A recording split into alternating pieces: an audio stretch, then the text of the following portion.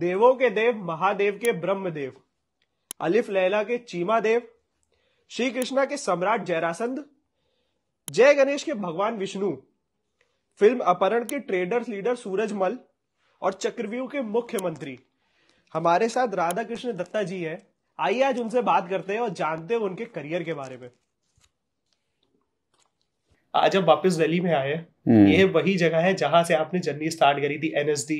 जब आप वापस आते हैं, क्या यादें आपको याद आती हैं कि क्या वो टाइम थे? जैसे कि हम लोग अपने अगर कॉलेज और स्कूल की तरफ जब विजिट करते हैं तो वो पूरी फ्लैशबैक एक मेमोरी चलती है दिमाग में। क्या जब आप निकलते हैं आज भी एनएसडी की बार, तो याद आता है कि पहले डायरेक्टर साहब ऐसे बैठ करके बोलते थे ये करो ये करो, ये स्पॉट पे आपको खड़ा होना है, ये स्पॉट पे ऐसे खड़ा होना है, कितने टेक्स जाते थे, कट? मतलब ये एनएसडी में तो टेक्स होते नहीं है, फिल्मों में होते हैं। हाँ। तो एनएसडी का बताता हूँ मैं सबसे पहले दर्शकों का बहुत बहुत आभार प्रकट करता हूँ और आशा करता हूँ कि हम जो भी वार्ता यहाँ करेंगे वो आपको अच्छा लगेगा। जी बोल। बेसिकली राष्ट्रीय नाट्य विद्यालय एक ऐसी संस्थान है जहाँ आप रंगमंच का वैज्ञानिक तरीका जो होता है उसका अध्ययन करते हैं।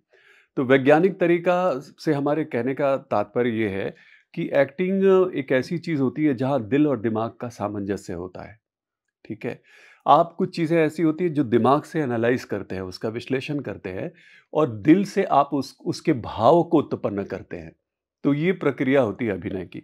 अब रही बात कि ये प्रक्रिया तो सब में होती है, जो भी एक्टर होते हैं, पर एनएसडी के एक्टर और नॉन एनएसडी के एक्टर कैसे होते हैं? जो नॉन एनएसडी का एक्टर होता है उसका अप्रोच थोड़ा अलग होता है, क्योंकि उसने अध्ययन नहीं किया है। Acting is what is a way of scientific expression. आप अपनी बात को एक वैज्ञानिक तरीके से कहते हैं। तो इसलिए जब भी आप एनएसडी के एक्टर को देखते होंगे या बाहर दूसरे एक्टर देखते होंगे, उसमें फ़र्क होता है।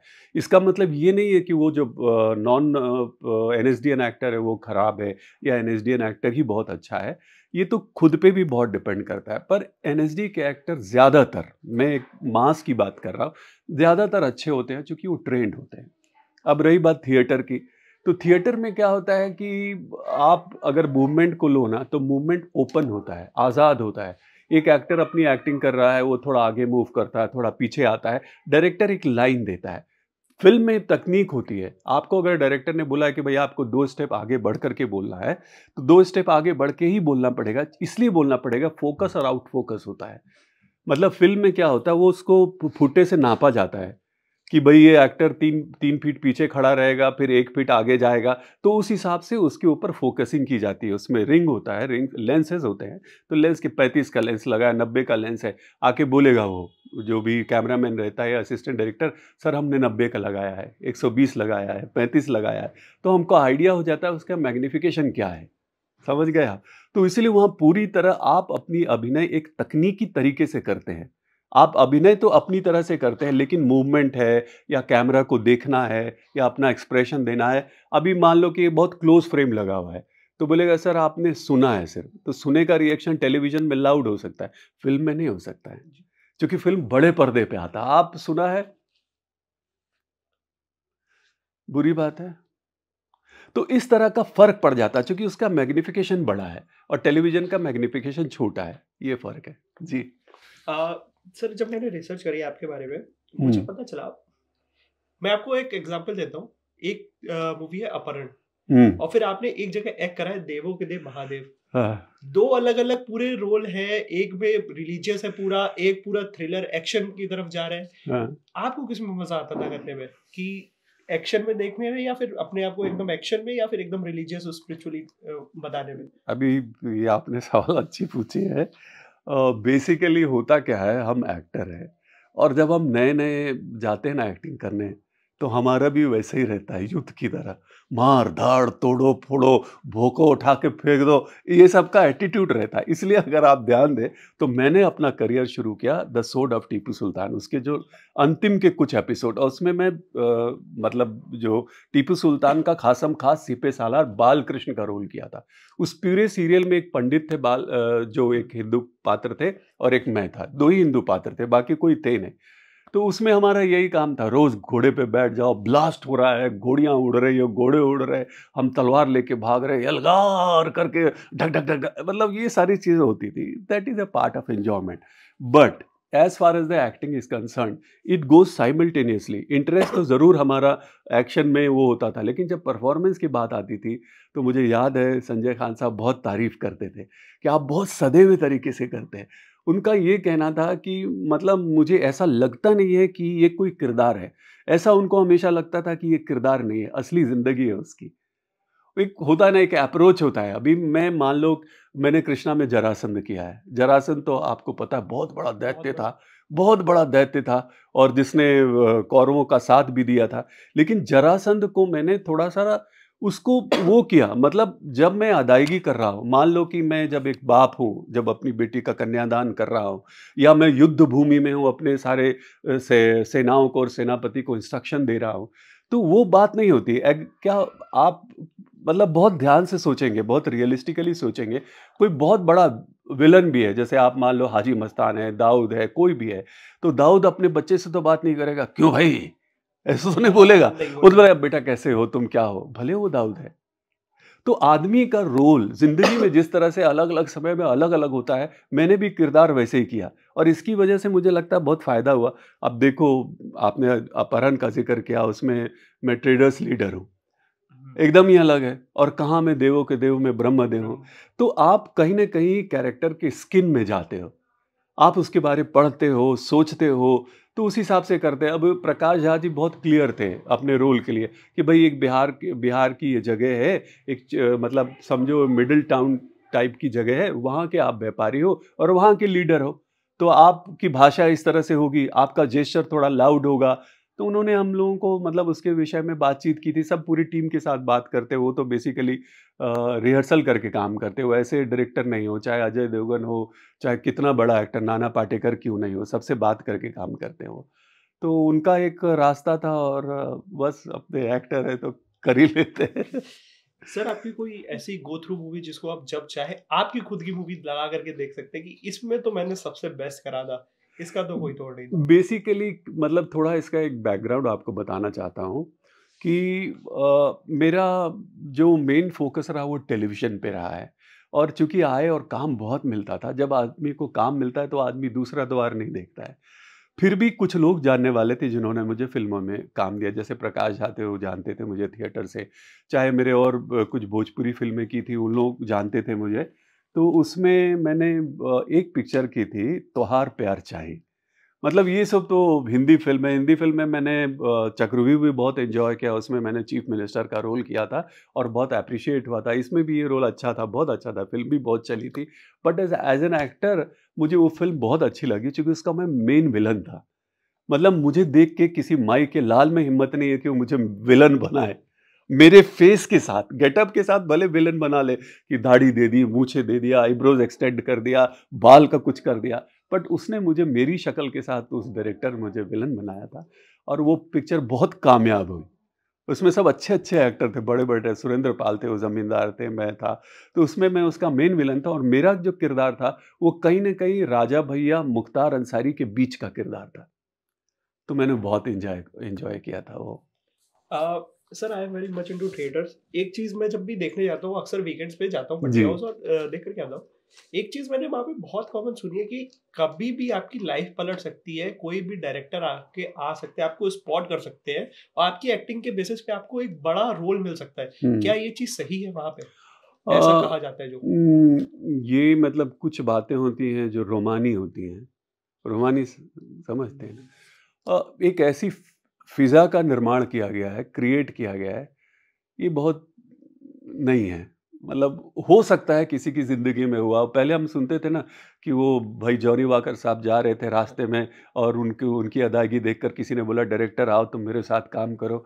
ये मुझे तो दिवा स्वप्न लगता है ये, मतलब मैंने तो कभी ऐसे अपनी ज़िंदगी में देखा नहीं है। होता होगा, I don't know, but I am not sure. मतलब इसके बारे में कोई मेरे पास एग्ज़ाम्पल नहीं है। सर एक बहुत एक चीज़ इतना ज़रूर है, अच्छी बात आपने पूछी, जैसे हम एनएसडी के हैं ना, तो एनएसडी के एक्टर के लोग मतलब एक्टर पर ना डायरेक्टर्स ट्रस्ट करते हैं, प्रोड्यूसर ट्रस्ट करते हैं। अब जैसे मेरे करियर की शुरुआत उस दौर में हो रही थी, हिस्टोरिकल सीरियल था, माइथोलॉजिकल था, ये सोशल शोज़ तो बनते नहीं थे, अब ये सब बहुत बड़े पैमाने पे चलते थे या मतलब एक दौर था वो।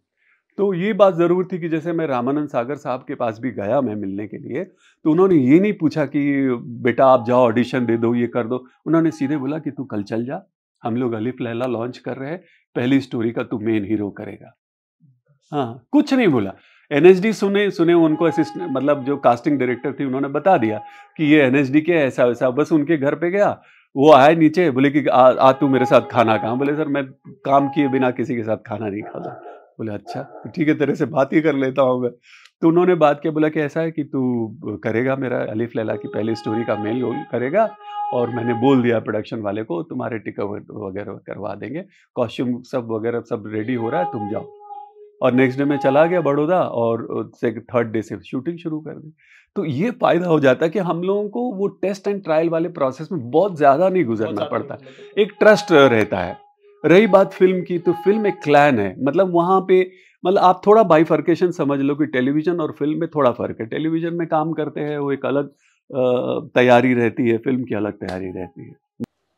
आपकी वाइफ कोकिला मोदी का कैरेक्टर जो फेमस हुआ है, कभी आपको नहीं डर लगा कि ऐसे अगर रिएक्शन आ गया मेरे सामने तो आपने बोला कि नहीं अच्छा भी तो तुम एक्टिंग कर रही हो, नहीं मैं सही में गुस्सा हूं, नहीं तुम एक्टिंग कर रहे हो, कभी इसको लेकर के कॉन्फ्लिक्ट ऐसा सामने आया हो? अच्छा सवाल आपने पूछा है रूपल जी। मतलब मेरी वाइफ है इसलिए मैं ये बात नहीं कह रहा हूँ।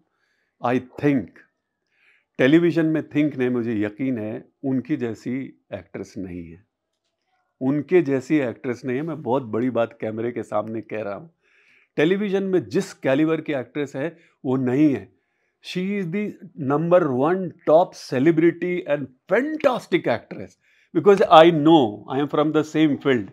तो मुझे उनके बारे, उनके गुण के बारे बहुत पता है, और ये बहुत ही ऐतिहासिक प्रमाण है उसके बारे। अब बात नहीं करेंगे। जब एनएसडी में भी आई, तो जब फर्स्ट ईयर में थी, मैं थर्ड ईयर में था, मेरे ऐसे कुछ उनसे ताल्लुकात नहीं थे, तो मैंने ये कभी नहीं सोचा था कि वो एक्टिंग स्पेशलाइजेशन लेंगी।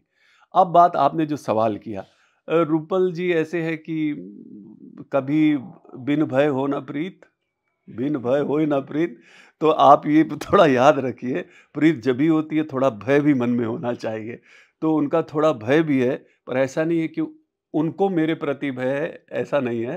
तो दोनों तरफ से थोड़ा थोड़ा भय है, थोड़ी थोड़ी मिठास है, इसलिए डर नहीं लगता है। आपस में वार्ता होती है, चर्चा होती है। आज शायद हमारे इंटरव्यू कुछ राज खोल देंगे। इससे एक क्वेश्चन सर और था, फेवरेट कैरेक्टर आपका रूपल मैम का कौन सा लगता है आपको, जो आप देख करके कि आपको ये ही कैरेक्टर बेस्ट और इसी में ही देखना चाहते हैं दोबारा से? अभी जैसे मैंने बहुत वैरायटी ऑफ रोल किया है, तो मुझे जब मैंने अलिफ लैला किया था, अलिफ लैला बहुत पॉपुलर शो था उस दौर का, 55-60% उसकी टीआरपी होती थी। तो उसमें मैंने चीमा देव किया था, तो वो बहुत पॉपुलर हुआ था। चीमा देव नाम है मेरा, डस लूँ तो जिंदगी फना, ऐसा करके उसका एक डायलॉग आता था बड़ा, तो लोगों को पसंद आता था। वो कैरेक्टर मुझे बहुत अच्छा लगा। मुझे जरासंध अच्छा लगा, मुझे ब्रह्मदेव बहुत अच्छा लगा, तो भगवान विष्णु बहुत अच्छा लगा, जिसके लिए मुझे जी वालों ने अवार्ड भी दिया था उसके लिए। रूपा गांगुली जी को दिया था पार्वती के लिए, और मुझे दिया था विष्णु के लिए। तो ऐसा नहीं है, हम बहुत शिद्दत, बड़ी मोहब्बत और बड़ी एक नज़ाकत से अपने किरदार को करते हैं, तो हमको प्रिय होते हैं सब, ऐसा नहीं है। मतलब हम बहुत प्यार से करते हैं। अभी विष्णु भी कर रहे थे, तो लोगों ने बहुत प्यार दिया। बड़े बड़े एक्टर मतलब आते थे हमारे सेट पे देखने के लिए। हमारा डायरेक्टर वो था, फिल्मों का डायरेक्टर था सुनील अग्निहोत्री, तो सब बड़े बड़े एक्टर आते थे, अजय देवगन, अक्षय कुमार, ये सारे लोग आते रहते थे। तो बताता था वो कैसा है वैसा है, तो मतलब पसंद करते थे लोग बहुत। अगर आज राधा कृष्ण दत्ता एक एक्टर नहीं होते तो दूसरा प्रोफेशन उनका क्या होता? मुझे लगता है कि मैंने इसका निर्णय बहुत पहले ले लिया था कि मुझे वही एक्टर ही बनना है। बट कोई एक सेफ साइड लेकर के कि मैं पढ़ाई अच्छी करता था, तो हो सकता था मैं कॉस्ट अकाउंटेंट या चार्टर्ड अकाउंटेंट होता। अगर मेरे माता पिता मुझे बाधित कर देते, रोक देते, तो मेरे पास वही एक उपाय था। और अच्छा, पेरेंट्स ने आपको सपोर्ट करा है पूरी जर्नी? अरे मेरे पिताजी तो जितने आज़ाद ख्याल के थे उतने तो हम नहीं हैं। तो पेरेंट्स आपने दिखाया भी होगा कि मैं सिर्फ स्पिरिचुअल करता हूँ, और मम्मी को सिर्फ वायलेंस वाला दिखा दिया। वो एक बड़ा अच्छा सवाल आपने पूछा। मैंने हमेशा ये कोशिश की है, या रूपल जी भी है, हमने कभी वो काम नहीं किया, वो किरदार नहीं किया है जो समाज को दिग्भ्रमित करे, जो समाज को खराब रास्ते पे लेके जाए। हमने कभी नहीं किया है। और हम मतलब मैं ये बहुत बहुत विश्वास के साथ ये कह सकता हूँ कि किरदार करने में दो बातें होती है। देखो, camera I is a very important. Camera sees your insight, आपको ये बताया हो गया होगा जरूर। तो आप कभी भी कैमरे से अपने आप को नहीं बचा सकते हो। तो किरदार वही करो जो तुम्हारे चरित्र को, तुम्हारे पात्र को, तुम्हारी मर्यादा को, तुम्हारी संभावनाओं को प्रकटीकरण करे, उसको प्रकाशित करे। तो हमने कभी ऐसा काम नहीं किया, क्योंकि हमारा दिल गवारा नहीं करता है। कोई ऐसा मोमेंट जब आपके पेरेंट्स ने बुला करके बोला हो कि यार ये चीज तुमने बहुत अच्छी करी, और तब आपको लगा हो कि हाँ आज तो मैंने दुनिया जीत ली? मेरे पिताजी बड़े भावुक व्यक्ति थे, तो वो तो मेरी हर चीज देख करके उनकी आंखों में आंसू आ जाता था, तो मैं तो कभी कह नहीं सकता हूँ। ऐसा होता था कि फैमिली के साथ आप शायद कभी बताया ना हो कि आज इस मूवी में मेरा ये पार्ट है, बट ले करके गए हो और सरप्राइज दिया हो, अरे ये तो आप हैं? हाँ, देखो थोड़ा मैं शर्मिला हूँ। हाँ, मैं अपने काम के बारे कभी किसी को नहीं बोलता। मैं अपने काम का, मैं क्या टेलीविजन कर रहा हूँ, क्या कर रहा हूँ, अपने पिताजी को भी नहीं कहता था। रिलीज होती थी उस समय, वो देख लेते थे, पता चल जाता था मेरी, तुम क्या कर रहे हो, तो इसके ये कर रहा हूँ, वो कर रहा हूँ। पर मेरे को जरा अच्छा नहीं लगता है, मतलब अच्छा नहीं लगता था कि मैं बताऊँ मैं ये कर रहा हूँ पापा, वो कर रहा हूँ। क्योंकि मुझे हमेशा लगता था कि मैं कुछ, मतलब हमेशा लाइफ में मेरा फील है कि कई लोग मेरे से बेहतर है, कई लोग मेरे से अच्छे हैं। तो मुझे ये कभी तमन्ना नहीं होती थी कि मैंने कुछ कर दिया, वो मतलब ऐसा नहीं आता था। इसीलिए थोड़ा लगता है कि हर चीज़ चैलेंज के रूप में लेता हूँ लाइफ में कभी। आपने फिल्मों में काम करा, आपने टीवी सीरियल्स में काम करा है। सबसे लाइट क्वेश्चन जो अभी तक, जो हमारा लास्ट क्वेश्चन है जी, स्कूल बंक करके कितनी मूवीज देखी है अभी तक? तो बेसिकली आपने बहुत सही बात पूछ ली है। मैं ज़्यादा पिक्चर ही देखता था। आप यकीन नहीं करेंगे, ग्रेजुएशन के दौर में भी मेरे दोस्त हैं सब, बट चार्टर्ड अकाउंटेंट और ये सब भी है। हमारा पहले प्लानिंग ये होता था कि भाई कल 10 से 1 एग्ज़ाम है, ये तो एग्ज़ाम तो हो जाएगा, 3 से 6 की मूवी कौन सी जानी है। ये हमारा पहले तय होता था दोस्तों में, ये शुरू से था। हम लोग तो एग्ज़ाम तो दे लेंगे भाई, एग्ज़ाम में क्या पड़ा है यार, नथिंग बिग, वो दे लेंगे। ये बताओ 3 से 6 की कौन सी मूवी कहाँ अच्छी लगी है, वो तय होता था। और जबकि फिर दूसरे दिन हमारा सुबह से 10 से 1 एग्ज़ाम रहता था। तो हमने तो ऐसी तो बहुत की। और बचपन में जब छोटा था मैं, तो मेरी माँ मेरी दोस्त थी पिक्चर जाने के लिए, वो भी खूब बड़ी सिनेमची थी वो।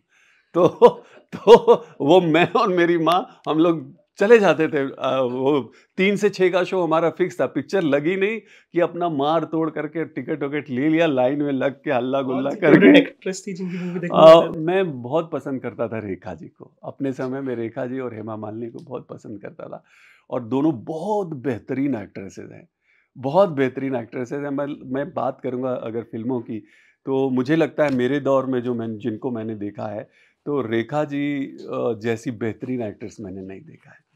बहुत ही बेहतरीन एक्ट्रेस है। तो बहुत इन लोगों से सीखने को मिलता है। अब ये एक्टिंग करते, मैंने मैग्निफिकेशन आपसे जिक्र किया था, टेलीविजन में तो फिर भी आपको एक लिमिटेशन है। फिल्म तो 70 है मैम, बताओ वो कितनी प्रिसाइज होंगी अपनी एक्टिंग के अंदर। यू जस्ट इमेजिन कितनी प्रिसाइज और कितनी साइंटिफिक एक्टिंग करती होंगी वो लोग, या करते होंगे, जो भी ये है। शायद रूपल मैम इस चीज के लिए इसको कट करवा करके ही अब देखे ज्यादा बहस होगा, वरना आपको रूपल मैम बोलना चाहिए था।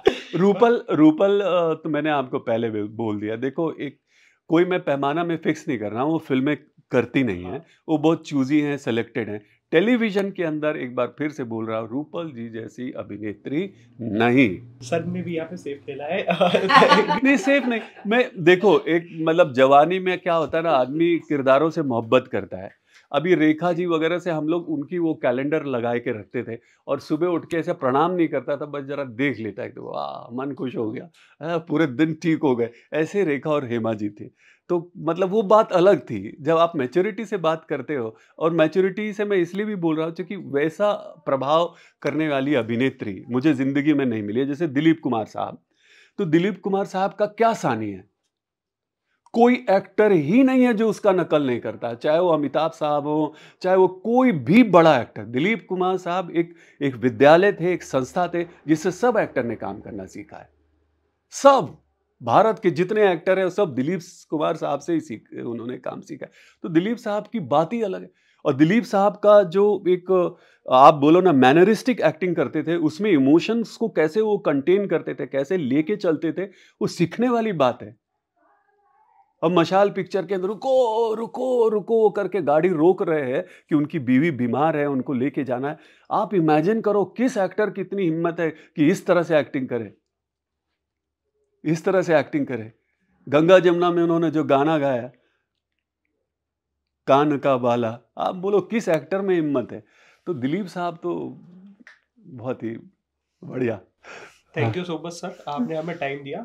मैंने रूपल मैम से ऑलरेडी ये क्वेश्चन पूछ लिया था कि रूपल पटेल अगर कोकिला मोदी से स्वाइप होंगी तो कैसा रिएक्शन रहेगा, उसका उदाहरण आज मुझे बाद में दिखेगा जो मैंने सर से क्वेश्चन पूछे। But thank you so much sir, आपने मुझे टाइम दिया। हम लोगों को बहुत मजा आया आपसे बात करके, हमारे दर्शकों को भी मजा आएगा। हाँ, ऐसी मैं आशा करता हूँ, और आपका बहुत बहुत आभार, और जी का भी बहुत बहुत आभार।